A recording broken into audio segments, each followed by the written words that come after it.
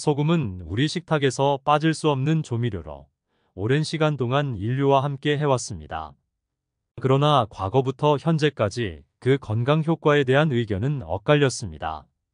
일부는 소금이 고혈압, 심장질환 등 건강 문제의 주범이라고 주장하며 소금 섭취를 줄일 것을 권장하고 있는 반면, 일부는 소금 섭취가 오히려 건강을 유지하는 데 도움이 된다고 주장합니다.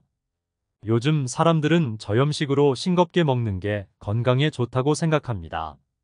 소금 섭취를 줄이고 저염식 식사를 하는 게 오히려 여러 가지 질병을 만들어낼 수 있기 때문에 오히려 건강해지기 위해서는 소금을 적당히 먹어야 합니다. 안녕하세요. 힐링토크입니다.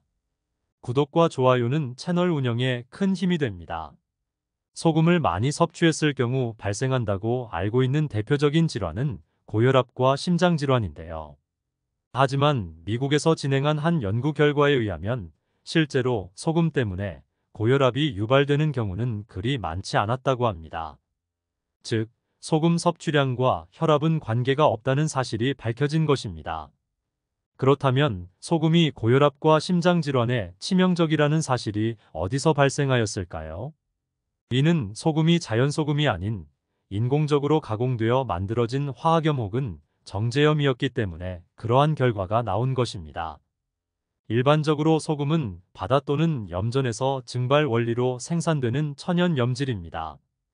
깨끗한 바닷물이 증발하면서 남아있는 염소 및 다양한 무기질로 구성되어 있습니다. 정제염은 소금으로부터 나트륨 염화물만을 추출한 가공 제품입니다. 소금을 취득한 후 여러 과정의 정제를 거쳐 불순물과 다른 미네랄을 제거하기 때문에 미네랄이 거의 포함되어 있지 않습니다.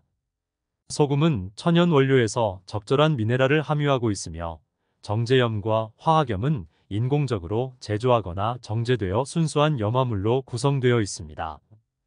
우리가 먹지 말아야 할 소금은 정제염, 화학염이지 천일염은 포함되어 있지 않다는 사실입니다. 여기서 천일염의 효능에 대해 잠깐 짚고 넘어가겠습니다. 천일염은 해수를 수증기로 증발시키는 과정을 통해 얻어지는 소금으로 그 특유의 청량한 맛과 함께 다양한 미네랄을 함유하고 있습니다. 특히 마그네슘, 칼륨, 아연 등의 미네랄이 풍부하게 포함되어 있어 건강에 도움을 줄 수 있습니다. 또 소화 기능을 개선하는 데 도움을 줄 수 있습니다. 소화 효과를 높여 식사 후에 소화 불량이나 위부 불편증을 완화시킬 수 있습니다. 천일염에는 항균 효과가 있어 감염 예방이나 상처의 치유에 도움을 줄 수 있습니다. 소독력이 뛰어나며 상처를 깨끗하게 관리하는 데 사용될 수 있습니다. 마지막으로 천일염은 땀을 통해 분비되는 미네랄을 보충해 주어 피로 회복과 수분 공급에 도움을 줄 수 있습니다. 운동 후에는 천일염 함유 음료나 식사를 통해 빠른 회복을 도모할 수 있습니다. 보통 사람들은 피곤하고 무기력해지면 병원에서 링거를 맞지요. 사실 우리 몸에 소금 성분이 필요하다는 것은 병원에서도 찾아볼 수 있는데 이 링거의 대부분이 식염수, 즉 소금물로 되어 있습니다. 19세기 후반 영국 의학자 시드니 링거가 링거를 발명했는데 나트륨, 칼륨, 칼슘 클로라이드, 이온 등을 올바른 농도로 혼합하여 세포 외 액에서 발견되는 전해질을 흉내냅니다. 이 용액은 많은 생물학적 연구에서 광범위하게 사용되며 의료 분야에서도 급성 체액 및 전해질 장애 치료 및 수액 투여에 활용됩니다. 시드니 링거는 링거 용액의 발견으로 세포의 생리학적 연구에 기여했으며 그의 연구는 생물학, 양리학, 생리학 등 다양한 분야로 확장되어 현대의학 발전에 큰 영향을 미쳤습니다. 건강과 생명의 가장 중요한 기본은 물과 소금입니다. 링거를 맞은 후 피곤했던 몸이 일시적으로 가볍게 느껴지는 이유는 링거를 통해 몸속에 염분이 채워지기 때문입니다. 오히려 소금 유해론이 많아지면서 이런 사실을 모르고 있었습니다. 인체에 소금과 물이 부족하면 각종 암과 질환이 범람하는데 다음과 같은 증상이나 건강 상태에 영향을 줄 수 있습니다. 첫 번째, 저혈압, 나트륨이 부족하면 혈압을 유지하는 데 필요한 체액과 혈관의 긴장도가 감소할 수 있습니다. 이로 인해 저혈압이 발생하며 어지러움, 비만성 현기증, 실신 등의 증상이 나타날 수 있습니다. 두 번째, 두통. 소금이 부족할 경우 체내 전해질 및 수분 농도의 불균형이 생길 수 있다. 이로 인해 뇌의 혈류와 작용이 방해되어 두통이 발생할 수 있습니다. 세 번째, 근육 경련. 나트륨 부족은 전해질 불균형을 일으키고 이는 근육 수축 및 이완 작용에 문제를 일으킵니다. 이로 인해 근육 경련이나 통증이 발생할 수 있습니다. 네 번째, 신경 및 인지 기능 저하. 소금 나트륨은 인체 신경 전달 물질의 작용에 중요한 역할을 하는데 소금이 부족할 경우 신경 전달 과정에 문제가 생겨 전반적인 인지 기능이 감소할 수 있습니다. 다섯 번째, 탈진. 땀이 많이 나거나 갈증에 의한 과도한 수분 섭취가 있을 때 나트륨 농도가 급격하게 떨어지면 탈진이 생길 수 있습니다. 탈진의 증상으로는 근육 약화, 피로감, 어지러움 등이 나타납니다. 여섯 번째, 저나트륨 혈증. 나트륨 농도가 너무 낮아지면 히포나트레미아라는 상태가 발생하는데 히포나트레미아는 뇌부종, 신체의 기능 저하, 관리하지 않으면 사망에 이르는 상황도 발생할 수 있습니다.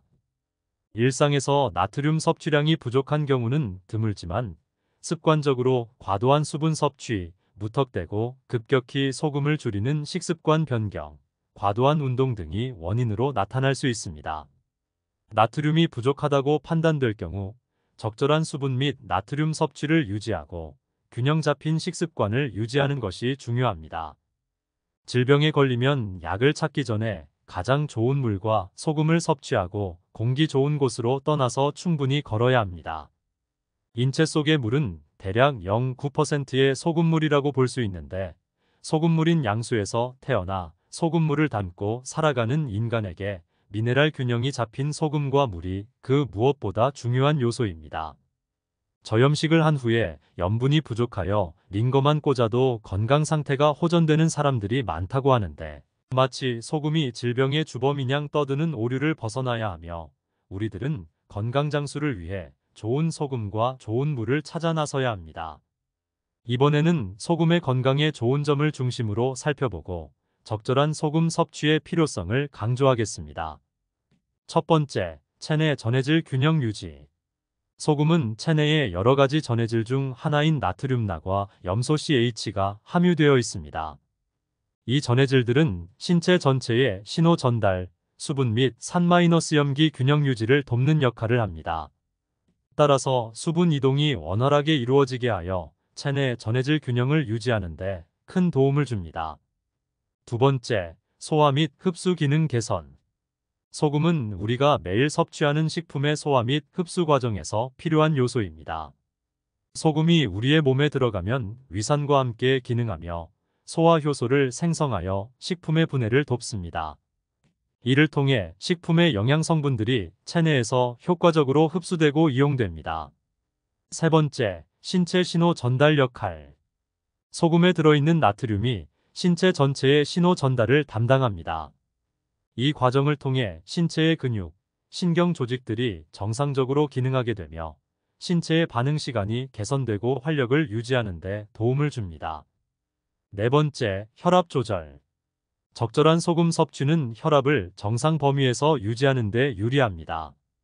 과도한 소금 섭취와 함께 나트륨 섭취가 높아지면 혈압 문제가 발생할 수 있지만 일정 수준 이하로 나트륨 섭취가 줄어들면 오히려 고혈압 위험이 증가할 수 있으므로 적절한 소금 섭취가 중요합니다. 다섯 번째, 질병 예방.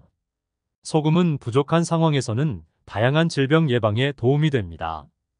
예를 들어 소금이 부족할 경우 심한 탈수 증상, 신체 이상, 신경계 문제 등이 발생할 수 있습니다. 또한 소금은 면역 시스템을 강화하는 데에도 중요한 역할을 합니다. 개인의 생활 패턴과 건강 상태에 따라 이런 권장치가 달라질 수도 있습니다. 결론적으로 소금은 우리 몸의 필수적인 영양소로 균형 잡힌 섭취가 중요하며 개인의 건강 상태를 고려하여 적절한 소금 섭취량을 찾는 것이 매우 중요한 일입니다. 만병통치약으로 불리는 소금은 우리 생활에서 다양한 분야에서 활용되고 있습니다. 건강, 요리, 미용, 가정용 등 다양한 분야에서 그 가치를 발견할 수 있으며 소금 사용을 통해 더 풍요로운 삶을 누릴 수 있습니다.